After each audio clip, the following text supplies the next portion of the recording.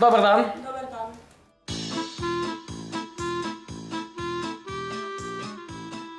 Čula sam sve o vašem projektu, smatram da je projekt izvrstan i onak mogu stvarno pohvaliti školu i pohvaliti vas što sudjelujete. Rekli su mi da bi trebala govoriti otprilike nešto o tome zašto sam uopće postala glumica, kako sam postala glumica, zašto se bavim umjetnošću i tako to i tako to. Evo ovako, otprilike, ono što vam mogu reći, ja sam se počela baviti sa glumom sasvim slučajno. Dobar dan. Dobar dan. Ovo je audicija za glavnog lika za film Ustav Republike Hrvatske. Sa Ksenijom sam radio prethodni film i znao sam šta Ksenija može. Ona je jedna od najstvarnijih pojava, ona ušeće u kadar, ona boravi u kadru, ona živi u kadru, ona živi u priče. Tako da je s njom poslužila. Meni je strašno dugo trebalo naći ovog profesora. Probao sam 7-8 glumaca, izvana sam zvao glumca, svašta sam probao i nikako nisam mogao doći do. Onda sam se odlučio, ja sam znao Nebojšu, jednom smo probali nešto i znao sam da je vrhunski igrač. Ali on je sasvim suprotno u svom privatnom životu od tog lika, on je sam nešto potpuno obrnuto. I onda sam ga zvao, bio je negdje u Rijeci, poslao sam mu scenarij, on je odmah došao, mi smo 4 dana probali čitati sa Ačimom i sa Ksenijom, probali mu haljine, perike, visoke pete, probali sve oblike toga i ja sam shvatio da je to. Ja ću vas morat zamoliti, odglumite najbolje što možete transseksualca. U redu.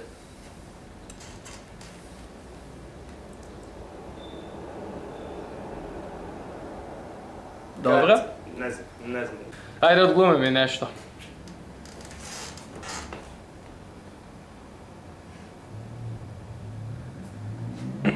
Oprosti, ali što ti točno glumiš? Znači, postoje neke priče koje je redatelj došao, točno je znao kako želi, on inače radi reklame i na taj način valjda točno je već unaprijed odredio taj kadar sigurno i da je točno zna koja repeticija je dobra, mi se složimo ili ne.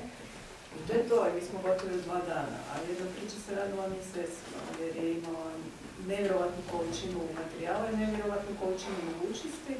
I još kad smo definirali kako ćemo raditi, još kasnije se to promijenilo.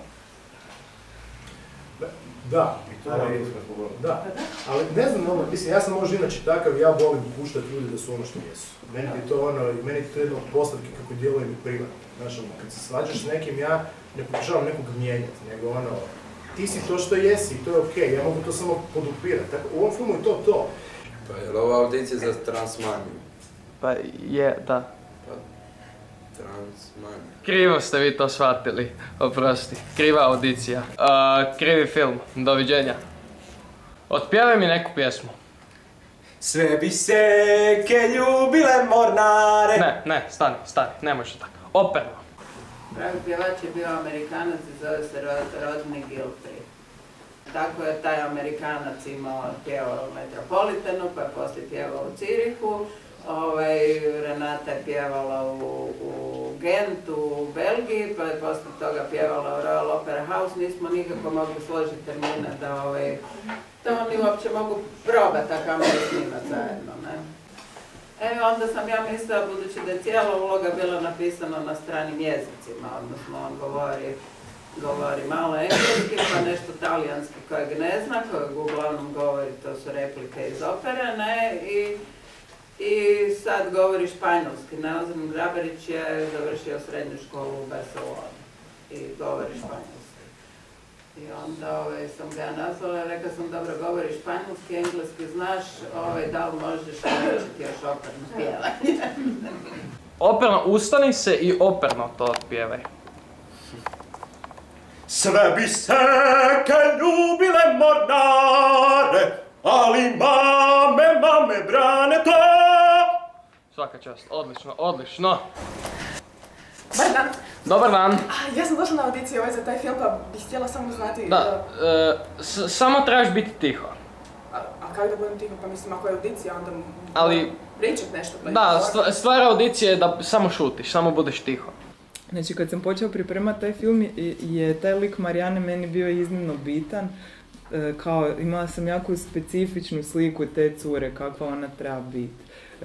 I onda sam razmišljala o svim nekim hrvatskim glumicama, bosanskim, srpskim, koje bi mogle to savladati. Nekako mi ništa nije dolazilo. Mislila sam, malo sam već gubila nadu. I onda sam kao išla na ljetovanje da se odmorim od tog mučnog procesa traženja. I nju sam vidjela na plaži. I ja inače imam tendenciju, ne znam, da sam muškarac, vjerojatno bi mislili da sam manijak, ali volim promatrati tako ljude, pa nekad ih promatram danima i buljim u njih i kao čisto me bez veze zanimaju me ljudi. I onda sam u nju tako danima buljila i na kraju sam odlučila kao prići, kad sam skužila, budući da mi ljetujemo tako obje, a nismo se poznavale, da kao u šatorima ljetujemo i vidjela sam da ona i njen dečko spremaju šator i mislila sam ok, sad ili nikad i onda sam je prišla i pitala da li bi došla u Zagreb na audiciju i ona je kao rekla može i došla na audiciju i jednostavno u tom trenu kad sam ja sam njoj zadala, nisam joj dala scenarij, nego sam joj zadavala scene koje su otprilike sadržajno i emocionalno bliske tome što ona treba biti. Pa to onda nije... Pa kakva je to gluma ako ja samo šutim? Jednostavno gluma gdje trebaš biti tiho, znači šuti. Samo tiho budi. Ajde, samo se smiri i šuti. Pa ne radim. Šuti! Dobro. Odlično, bravo! Odlično, to je to, svaka čast, može. Čekaj, koje si ti godište? Pa 99. Pa ti ne reš nikak biti udovica. Pa naravno da ne mogu, zašto me tu pozvali? Kako se pripremate za ulogu, to je slika? Pa to sad zavisi od toga kakva vrsta, recimo, lica treba. Kako sam ja, na primjer, u filmu igrala 1, 2, 3 medicinske sestre, ja sam već ovak sa medicinskim sestrama. Ali ako, na primjer, sad, u bilo kojem filmu zanimanje se zove medicinska sestra. Sad moraš shvatiti što nosi zanimanje medicinska sestra, odnosno koja vrsta medicinske sestre, odnosno ja sam najčešće patronažna, ako ste pratili. Patronažne imaju, dakle, svoja pravila, svoje ponašanje, svoje nekakve svjetove u kojima se one razgovaraju, druže, ovo ono. One imaju neku brzinu, recimo konkretno kad dođe do pacijenta, brzinu kojom obrađuju pacijenta, s obzirom na koliko staža imaju i s obzirom na to kakav je pacijent. To sve mora izgledati zapravo 1/1. Ako je situacija čovjek od 80 godina bez nogu, mora biti opran. Onda je moje da ja to sve shvatim kako se to radi, ne da me neko drugi uči. Ja moram to sve naći i vidjeti s obzirom na karakter koji ja glumim, kako bi ta žena to prala. Razumijete? Čekaj. Ne mi neka srednjoškolka glumit udovicu. Dovedi mi neku profesoricu. Da, molim. Glumiš lijepu curu. Okej. Dalje. Ne važiš preko vas. Dalje. Tako da, to je recimo zanimljivo, mi ćemo raditi prequel, ne znam kako se na hrvatskom to kaže, znate šta je prequel? Prequel je film prije, da, koji će se zvati Luka i zapravo će svi likovi iz Gorana biti vaših godina, bit će tineđeri, ne? Tako da će to biti... Mogu ja glumiti, ja sam sam Luka. Može.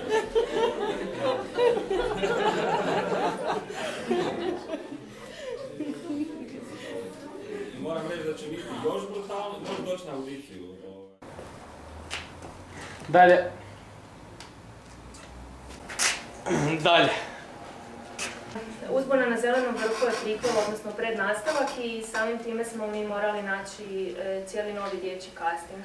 Što je s jedne strane bilo otežavajuće, odnosno bilo je izazovno toliko što su se gledatelji već navikli na nekakva lica, odnosno likove i glumce koji ih igraju. I sad je zapravo trebalo pronaći novu djecu koja će ih nekako dostojno zamijeniti. Dalje. Zašto? Pa kaj zašto? Dalje. Pa to, evo nam glumca, to! Erik Cantona, za onim mlađe vjerojatno ne znam koliko znate, ali on je nekad bio veliki poznati nogometaš, velika zvijezda, on već godinama je na filmu, napravio je veliku filmsku karijeru, snimio je nekih, ja mislim, 37, 8, 40 filmova skoro. Dejan i ja smo imali ideju, čim smo počeli raditi na tom projektu, njega angažirati. Nismo ga teško dobili, upoznali smo ga neformalno na jednom događanju u Njemačkoj na dodjelama Europske filmske akademije na nagradama. Najavili smo mu da ćemo mu se javiti, on vjerojatno to zaboravio i onda kasnije kad smo napisali scenarij, poslali smo mu jedan od Dejanovih filmova Moram spavat anđeli i jedno malo pismo onako zašto mi mislimo da je on sjajan za tu ulogu preko njegovog agenta i negdje, ne znam, nekoliko tjedana poslije Dejanu je stigao SMS na mobitel na kojem je pisalo Eric Cantona ovdje. Brazil? Aha, vidite, mi tražimo tako. Recite mi, jel mi možeš nabrojati postavu Brazila? Postava Cesar, Alves, Marcelo, Luis, Silva, Gustavo, Svaka čast. Neymar, Fred, Hulk, Oscar. Svaka čast. Biti ili ne biti? Pitanje je sad. Stani malo. Prirodnije malo, nemojš tak to. Prirodnije, ajde. Biti? Još prirodnije, ne valja. Još prirodnije.